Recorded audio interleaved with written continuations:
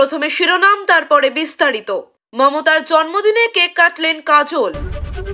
নেতাজির থেকেও সফল নেত্রী মমতা, দাবি কুণালের। ওয়েব সিরিজে আসছেন ভাইরাল রাজুদা। যুদ্ধ, সেনাকে প্রস্তুত থাকার নির্দেশ মোহাম্মদ ইউনূসের।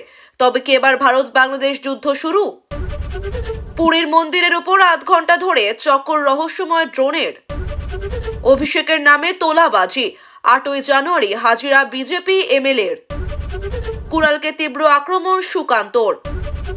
লক্ষ্মীর ভান্ডারে আবেদন করতে কিভাবে জানবেন কবে ক্যাম্প? কেজরিকে ফের খোঁচা মোদির, কি বললেন মোদি? শীতের আবহে বাংলায় ফের বৃষ্টির পূর্বাভাস, কোন কোন জেলায় বৃষ্টি? সবার আগে সারাদিনের শীর্ষে থাকা নির্ভরযোগ্য খবর পেতে এখনই ভিডিওটিতে একটি লাইক করে চ্যানেলটি সাবস্ক্রাইব করে দিন। নমস্কার, এতক্ষণ দেখছিলেন শিরোনাম, এবার বিস্তারিত। মমতার জন্মদিনে কেক কাটলেন কাজল। মুখ্যমন্ত্রী মমতা বন্দ্যোপাধ্যায়ের জন্মদিন সেলিব্রেশনের মেজাজে দেখা গেল তৃণমূলের নেতা কর্মীদের। ব্যতিক্রম নয় কাজল শেখও, বড়সড় কেক কাটলেন। কঙ্কালীতলা মন্দিরে পুজো দিয়ে কেক কাটলেন তিনি। বীরভূমে অনুব্রত মণ্ডলের প্রত্যাবর্তনের পর এই দৃশ্যের রাজনৈতিক গুরুত্ব আরো অনেক বেড়ে গিয়েছে বলেই দাবি বিশ্লেষকদের। কারণ বীরভূমে অন্তর্লীনভাবে এখন চলছে গদি দখলের লড়াই। নেতাজির থেকেও সফল নেত্রী মমতা, দাবি কুণালের। নেতাজির থেকেও সফল নেত্রী মমতা, দাবি কুণাল ঘোষের।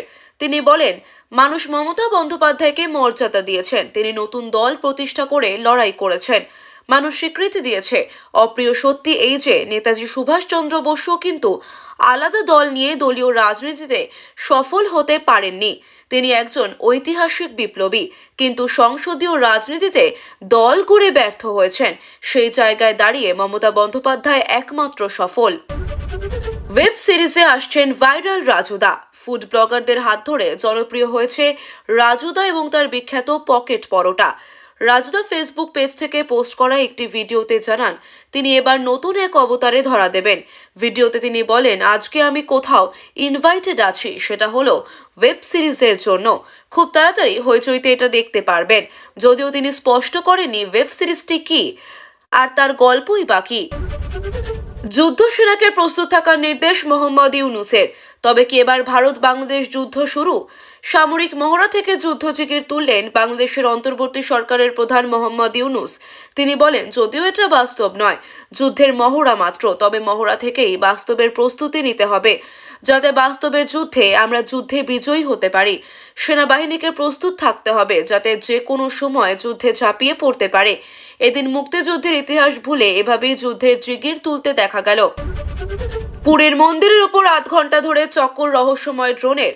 পুরীর মন্দিরের উপর ড্রোন ওড়ানো নিষিদ্ধ হলেও রবিবার ভোর 4:10 নাগাদ প্রায় আধ ঘন্টা ধরে চক্কর কাটল রহস্যময় ড্রোন। কিন্তু কিভাবে সেটি মন্দির চত্বরে এলো? ড্রোন ওড়ানোর নেপথ্যে কে বা কারা জড়িত তা এখনো স্পষ্ট নয়। এই ঘটনায় কড়া পদক্ষেপ করার ইঙ্গিত দিয়েছে ওড়িশার বিজেপি সরকার। পুরীর পুলিশ সুপারের নেতৃত্বে অনুসন্ধানকারী দল তৈরি করে শুরু হয়েছে তদন্ত। অভিষেকের নামে তোলাবাজি, 8ই জানুয়ারি হাজিরা বিজেপি এমএলএর।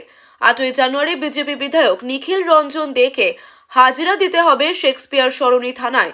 অভিষেক বন্দ্যোপাধ্যায়ের নাম ধরে তোলাবাজির অভিযোগ ধৃত 3 যুবক ছিল এই বিজেপি বিধায়কের হোস্টেলেই। সেই কারণেই তাকে নোটিশ দেয় পুলিশ। ডিসেম্বরের শেষে তাকে প্রথম নোটিশ দেওয়া হয়। 7ই জানুয়ারি পর্যন্ত ব্যস্ততার কথা জানিয়ে সময় চেয়েছিলেন নিখিল। কুণালকে তীব্র আক্রমণ সুকান্তর। কুণাল ঘোষের নেতাজিকে মমতা বন্দ্যোপাধ্যায়ের সঙ্গে তুলনা করা নিয়ে মুখ খুললেন বিজেপির রাজ্য সভাপতি সুকান্ত মজুমদার। তিনি লেখেন, কি ভীষণ স্পর্ধা, ঔদ্ধত্য এবং রাজনৈতিক অশিক্ষা ঠিক কোন স্তরে গিয়ে পৌঁছালে কোনো ব্যক্তি নেতাজি সুভাষচন্দ্র বসুর ব্যর্থতা সম্পর্কে বিশ্লেষণ করার দুঃসাহস দেখাতে পারেন। রাজ্যের অপদার্থ মুখ্যমন্ত্রীর পদলেহন করতে গিয়ে প্রলাপের সমস্ত সীমা অতিক্রম করে গিয়েছেন কুণাল ঘোষ। লক্ষ্মীর ভান্ডারে আবেদন করতে কিভাবে জানবেন কবে ক্যাম্প? লক্ষ্মীর ভান্ডার পেতে আবেদন করতে চান?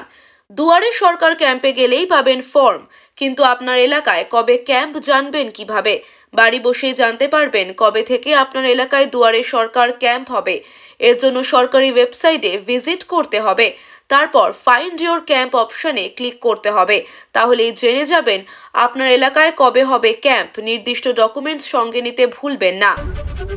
কেজরিকে ফের খোঁচা মোদির, কি বললেন মোদি?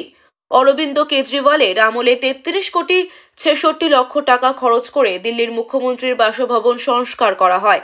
এ নিয়ে আপ সরকারকে ফের খোঁচা দিয়ে প্রধানমন্ত্রী নরেন্দ্র মোদি বলেন, দিল্লিবাসী যখন করোনার বিরুদ্ধে লড়াই করছিলেন তখন আপ ব্যস্ত থেকেছে শীর্ষমহল নিয়ে। ক্যাগের রিপোর্ট অনুসারে শুধু পর্দায় 96 লক্ষ টাকার, রান্নাঘরের জিনিসপত্র 39 লক্ষ টাকার, রেশনের কার্পেট 16.27 লক্ষ টাকা। ভোটের আগে যা বিজেপির অস্ত্র। শীতের আবহেই বাংলায় ফের বৃষ্টির পূর্বাভাস। কোন কোন জেলায় বৃষ্টি? আলিপুর আবহাওয়া দপ্তর সূত্রে খবর, সোমবার থেকে এক ধাক্কায় কমবে ঠান্ডার আমেজ। থমকে উত্তরে হাওয়া, পশ্চিমে ঝঞ্ঝায়, উত্তর পশ্চিমের শীতল হাওয়া আটকে রয়েছে। সোমবার বৃষ্টি না হলেও মঙ্গলবার দার্জিলিং, জলপাইগুড়ি, কালিম্পং, আলিপুর দুয়ারের কিছু অংশে হালকা থেকে মাঝারি বৃষ্টির সম্ভাবনা। তুষারপাত হতে পারে দার্জিলিংয়ের একটি বা দুটি অংশে। উত্তরবঙ্গের জেলাগুলিতে কুয়াশার অধিক প্রভাব লক্ষ্য করা যাবে।